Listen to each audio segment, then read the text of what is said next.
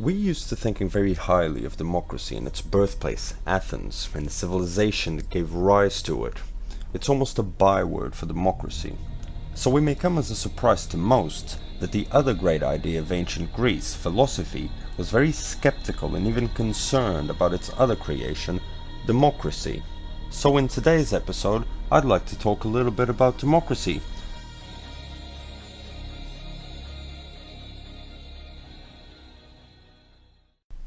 In the dialogues of Plato, Socrates is portrayed as hugely pessimistic about the whole business of democracy.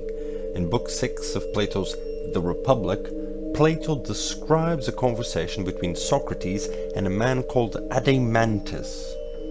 If a group of people are sailing off in a ship, who would you choose to lead it? Just anyone, or someone actually versed on the skill of seafaring and navigation? Then why do we insist on accepting that anyone is fit to decide who should rule a country? The whole point of this argument is that voting is a skill and not a random intuition, and like any other skill, it needs to be exercised and developed. Letting the citizenry vote without an education is as irresponsible as putting children on a vessel and letting them try and cross the ocean during a storm. Socrates would have first-hand experience of the foolishness of voters when in 399 BC the philosopher was put on trial on trumped-up charges of corruption of the youth of Athens.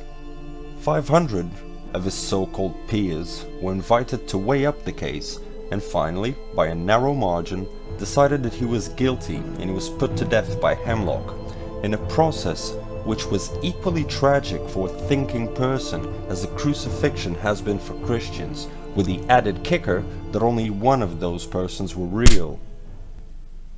Socrates insisted that a lot more than an elite few should be able to vote.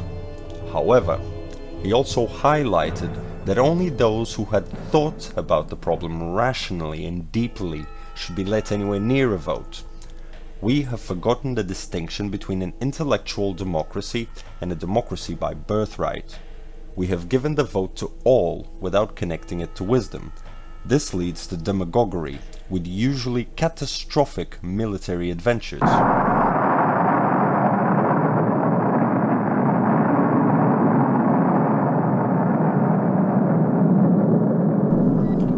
We, as a society, have preferred to think of democracy as the right idea by default and the epitome of human civilization. But really, it's only as effective and as good as its own education system. Right now in Finland, a new method is being tried out, something very much like direct democracy, in which the citizenry are asked to vote not for political parties but for ideas, infrastructure, the laws that shall govern them, budgets and the allocation of resources. The Finns have realized that with the advent of technology, the need for citizens to have representatives has become obsolete. Everyone is able to contribute to these governance decisions on their own, but to avoid slipping into the problem mentioned by Plato in the Republic, every citizen, before they're able to cast their vote on anything, have to be able to answer some questions about the problems it tries to address, as well as the various proposed solutions. Alternatively, people would be able to give their vote to someone whom they trust and know that are more knowledgeable than themselves in a particular field, or they might choose to allocate their vote to a professional politician that shares the same values. This would also depose the need for an elected president or prime minister, but instead have some sort of prime diplomat to represent the Finnish people in international affairs. But this person would have no more power over governance than any other Finn. Only this way it seems to be possible to have true democracy, by actually applying the fundamental principles of democracy. It's important to highlight that the whole informed citizenry thing isn't some sort of suggestion or platitude, and is in fact a conditionality for democracy to function properly.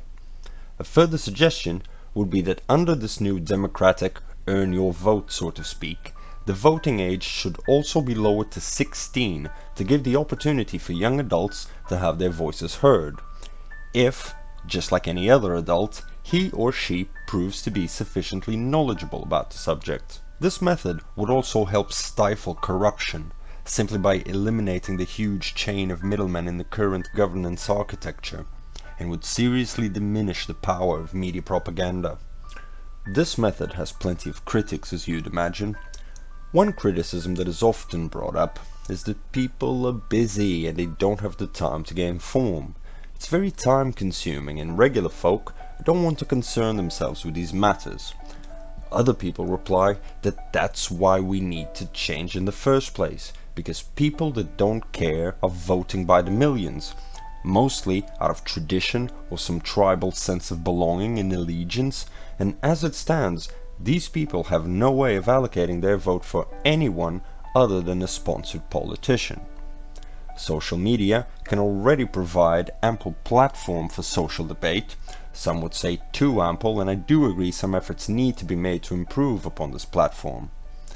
It's important to state, though, that this is a true beginning of democracy, and because it's a lot more fluid, it can be adapted and improved continuously. Just because something isn't perfect at first doesn't mean we shouldn't seriously consider it. Let me know what you think in the comments down below, and I will address your questions in my next video at the end part. I hope you liked this episode, and I'll see you next time.